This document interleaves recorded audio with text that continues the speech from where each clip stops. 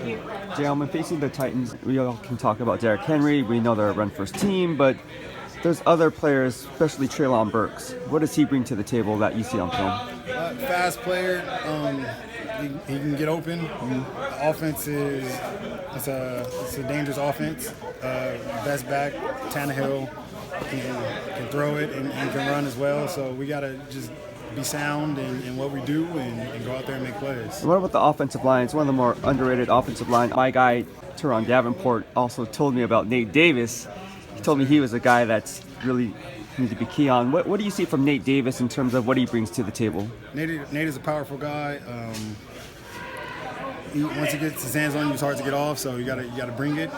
He's a really good player. All right. Thanks so much, Jayon. Appreciate you. Dylan, as you prepare to face the Tennessee Titans, one player that's been really standing out in film is Jeffrey Simmons. Can you talk about what he brings to the table in terms of what you need to do to make sure that he's contained? Yeah, he's a really great player, obviously, and so just for me, just make sure that I execute and do the little details because it's going to take everything. Obviously, really great talent, powerful, strong, really good player, and so just for me, just make sure that I have those details, execute, watch game, film, just playing accordingly, just make sure I go out there and execute so I can play my best game. And when watching you, I see that a very smart football player. Now you're learning the center position, you have to make all the calls, doing a very good job at that. So can you give me some kind of a self-evaluation of your game against the Cardinals and what you thought you needed to improve on from week 1, from week 2, and now going into week 3? Definitely growth. Obviously, just overall, just little things, technical footwork. Just playing 2 different positions is going to be different. Snapping and stepping versus just coming straight off the ball at guard and center.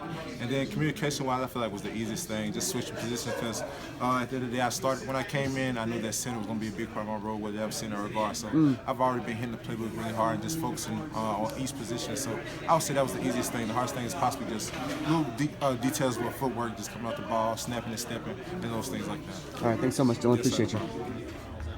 Yeah, no, definitely a small sample size. And, I mean, there's so many things that goes into playing quarterback, man. It's tough because obviously, you know, and this is just the way we are as a team. We're going to be hard on each other. If he's not comfortable back there, you know, for second play of the game, he's getting hit. Obviously, that's something that we all got to work on because that helps Derrick be able to do his job and be comfortable back there. Same thing, he's not going to be that comfortable throwing the ball if the wide receivers are dropping the ball every single play or, you know, whatever it is, if it's not great calls. At the end of the day, we all got to work together to help, and you know that's the toughest position on the field to play. So I'm damn sure gonna do the best of my abilities to try to help him make his job as easy as possible. And you know the same with the guys up front. The more that they can stabilize the pass rush or whatever and all that good stuff, that'll allow him to be more comfortable. But as far as the scheme, I think he's really comfortable with that. It's just a part of it's early in the season, which is some of the stuff that you'll see early that hopefully you won't see later on in the season. So as we get going and get warmed up more, and then like I said, everybody doing their job to make sure he stays.